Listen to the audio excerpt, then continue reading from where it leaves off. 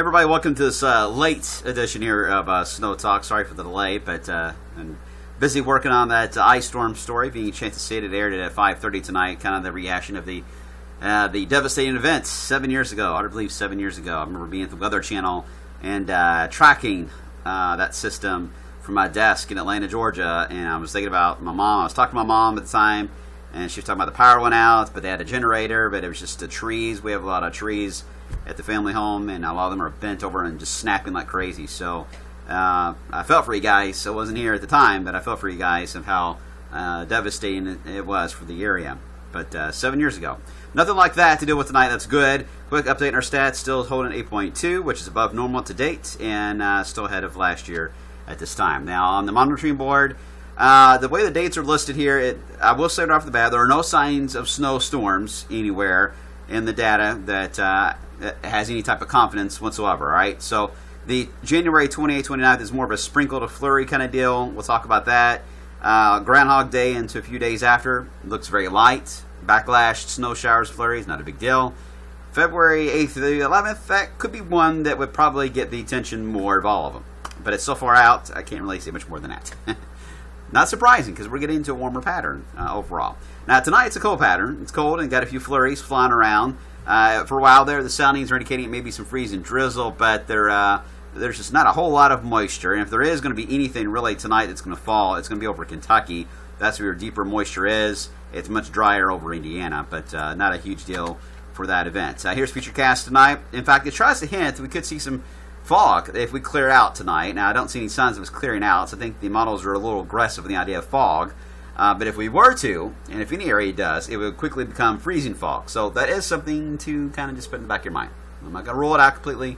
Make sure to watch Kevin tonight at 11 for an update on that. Otherwise, mid-20s. Then as we get into the day on Wednesday itself, the models are really trying to quickly clear us out. Sometimes they're a little too quick on that. I think we'll get enough sun to get the city close to 40 degrees, but a lot of you will stay in the 40 or 30s throughout the entire day. A better chance to clear out as we into Wednesday night. And in a Thursday, I think we have a good south wind for a while Thursday. The models got us in the mid-40s. I think we will overachieve. We tend to do that in an atmosphere set up like this. And I do think we have a chance. I mean, it's going to be a cold front right here. So there's going to be a good south flow ahead of that front. It's more of a backdoor front. We call it that because it's kind of coming in the opposite direction, kind of coming in from the north and northeast. This is where this front's coming in Thursday night into Friday. May squeeze out some very light rain sprinkles, what we're talking about here for late Thursday night, maybe some flurries as we head into Friday. Here's a look at the models, and again, if you haven't seen these in a while, this is my favorite stuff to look at because here we've got the GFS, and we've got the Euro, and we've got the Canadian, and then on the bottom we have the ensembles of each one of these, which kind of smooths out the chaos of these models up here on the top row. And when you look at the models here, again, this is a very backdoor front look here when you got the northeast angle to it. So anywhere on Friday, if there's going to be snow flurries, snow showers, it'd be across Ohio, West Virginia, maybe Lexington, and Jackson, Kentucky. For our area, we would be very much on the edge, if anything at all. Not a big deal. Just wanted to mention it. Then as we get into the weekend, a couple of things here for the weekend. First off, Saturday looks good. I mean, mainly dry and sunny the way it's looking out, 60 degrees. Sunday, we cloud up, and then Monday, we got a weak wave. Here it is here. A little weak wave, difference on the models and the speed of this, but it kind of passes through Sunday night into Monday, giving us a few rain showers, but I still think the south flow is going to be strong enough that not a whole lot of change in temperature will happen. Yeah, it's going to be cloudy, and a few rain showers may knock us into the 50s, but I'm not sold yet on how close this system is going to be to us. So that's just a weak system. That's not a big deal. But what brings your attention to these maps more than anything is the stronger low that is showing up on the front range of the Rockies here as we head into Sunday itself, into Monday. Now, the ensembles vary a little bit. Notice here the GFS ensemble has it over Kansas. The European has it over Missouri.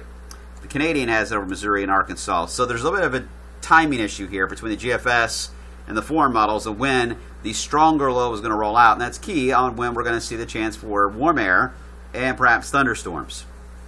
I'm leaning more toward the Euro at this point because it's been more consistent in the past 4 runs of the model, showing it arriving on Tuesday, Groundhog Day, very strong. Look at this flow. These lines, basically straight south flow out of the Gulf of Mexico. I mean, a lot of moisture being pumped in, warmth as well. And of course, we're talking about potential for thunderstorms and that kind of a setup there. So good support here on the euro. That's the direction I am leaning. When I looked at the SIPs, which is the analogs that takes the information the models are showing for this event and compares it to what has happened in the past, based on all the weather records, what has happened in the past based on what the models are showing for Monday into Groundhog Day. And it comes up with this map, which says that there is a greater than 40 to as much as 50% chance of there, or even 60% chance in some cases, of being well above normal temperature-wise for this period of Monday and Tuesday. That's where we're going warmer than the models are showing. We're going about 65 ahead of the storm system. Now, you also take into consideration the chance for severe weather. All right, looking at the setup of the models that I showed you for Monday into Groundhog Day, especially Tuesday, Groundhog Day. How has the severe weather happened in the past? Has there been any? And this is what it came up with. Not a whole lot, but there has been some reports of severe weather in southern Kentucky into the Gulf states. And I think that's going to be the trend based on the euro especially. I would say far southern Kentucky, Tennessee, and the Gulf states has a much higher chance of strong severe thunderstorms. But I wouldn't rule out the idea that we could at least see a marginal risk get pushed into northern Kentucky for some strong wind potential. But it would all come down to instability and timing, and you guys know how this works. We don't know that. GFS says it's going to be an overnight event. Euro says it's going to be an early evening, late afternoon event. Obviously, the Euro would enhance the potential for some severe weather. In some cases, the GFS would weaken that potential. So it's too early to talk about severe weather, so we're just going to say a chance for the storms, and we'll leave it at that for now for Groundhog Day. So stay tuned. All right, then after that, it goes on by, and then we get a pretty good blast of cold air. I mean, there's good support on that, even on the ensembles. It's going to turn cold again, highs in the 30s. But this is more of the cold pattern that is boring for snow lovers. Unless you get a clipper that comes down, there's not much snow you get. It's just cold and dry. And that holds true until we get toward the end of the period here, around the, again, 8th through the 11th, we begin to lift the trough out. And as I've said many times, if you want to get a snowstorm, for you snow lovers, you got to warm up. Warm air holds more moisture. You're not going to get it with Arctic air. And we see signs of that, and this is the GFS operational. I don't have any data on the other foreign models to go that far out. But the GFS operational does develop a storm, a southern stream storm, that begins to move in as the cold air begins to retreat. And then at that point, I think the fun begins. And I say that in terms of snow lovers. I think it's way toward the middle of the month here, 8th through the 11th, and perhaps beyond, things get a little more interesting. Until then, we're going to be in a pattern that is not going to be supportive of winter storms. And the indices confirm that. The Euro shows the Arctic oscillation staying in positive territory, but you see it going down by the 5th, which will get us into that colder weather pattern after the Groundhog Day storm. The GFS is very similar on that idea, the NAO as well, but and PNA relatively stays either neutral or positive. So we will see these indices flip back to where they were about a week ago as we head toward mid to late February. But between now and then, it's going to be warm air, it's going to be a headline, and thunderstorms. So there you have it. So we get a break, snow lovers. Just relax, kick back, enjoy the weather, just chill out. I got a feeling our headaches and model watching and staring at the radar and stress of Facebook comments and tweets, you know who you are, will come back into play as we head into the next 2 to 3 weeks. Until then, I'm going to try to enjoy the warmer weather and relax myself. I need it as well. I'll talk to you later.